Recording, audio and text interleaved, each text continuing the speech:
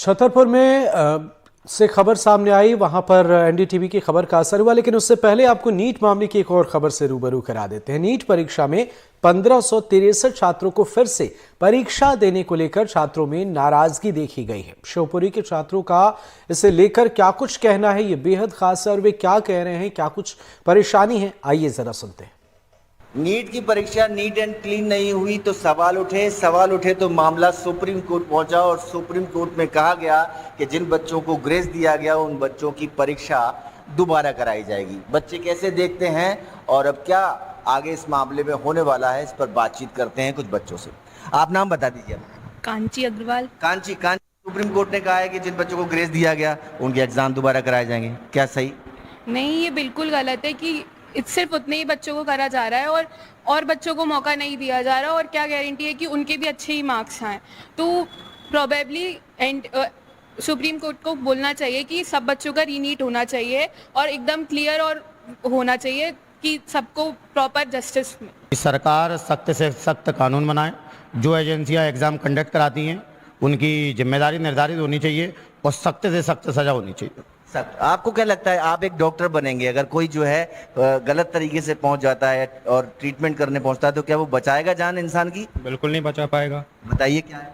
तो ऐसे लोगों को लेना नहीं चाहिए ना, ऐसे फेयर एंड वो क्या होता है एग्ज़ाम कंडक्ट कराना चाहिए।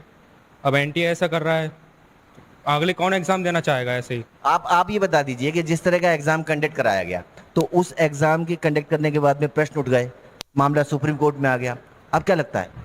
अब मज़ा ये है कि ऐसे जिसका उसका नाम है नीट, तो उस हिसाब से वो रिजल्ट दे कि अपना नीट और क्लीन रखे अपना रिजल्ट। जैसे कि इतने सालों से वो कंडक्ट करवा के आ रही थी, उसका रिजल्ट एकदम अपने आप मतलब ऐसे विश्वास था कि हाँ नीट एकदम रिजल्ट देती है। क्या आगे अब इस साल रिजल्ट आया उसके हिसाब से क्या आगे भी बच्चों का विश्वास बन पाएगा उस पर कि हाँ वो इतना सालों से रिजल्ट दे रही थी, अब वो आगे भी क्या ऐसा रिजल्ट दे पाएगी? जिस तरह से जो मामला सुप्रीम कोर्ट में आया, सुप्रीम कोर्ट ने कहा है कि 1500 लोगों को री एग्जाम करना पड़ेगा, क्या फर्क पड़ता है? सर, अब उन लोगों का इतने जल्दी करवाया जा रहा है एग्ज़ाम, उन्हें बिना कुछ बताए, तो फिर उन पे तो नेगेटिव इफेक्ट ही पड़ेगा। और हम लोगों पे भी अगर हमारा इतनी जल्दी री एग्ज़ाम करवाएंगे तो हम पे तो नेगेटिव इफेक्ट ही पड़ेगा। आप ये बता दीजिए, ग्रेस मार्क्स नहीं हटे लेकिन दोबारा एग्जाम कंडक्ट कराने की बात माननीय न्यायालय ने की है, ये सही है या कुछ और चाहते थे आप लोग? देखिए, मेरे हिसाब से तो ऐसा होना चाहिए, या तो ग्रेस मार्क जो हटा करे हैं उनको हटा दीजिए बिल्कुल ही, फिर जो मार्क्स है उस हिसाब से रैंक निकालिए। या तो ऐसा कीजिए, जो 1500 बच्चों को आप एग्ज़ाम दिलवा रहे हैं उनको ना दिलवाते हुए सभी बच्चों का एग्ज़ाम रद्द करके दोबारा से एग्ज़ाम करवाइए, ये ज़्यादा बेटर होगा।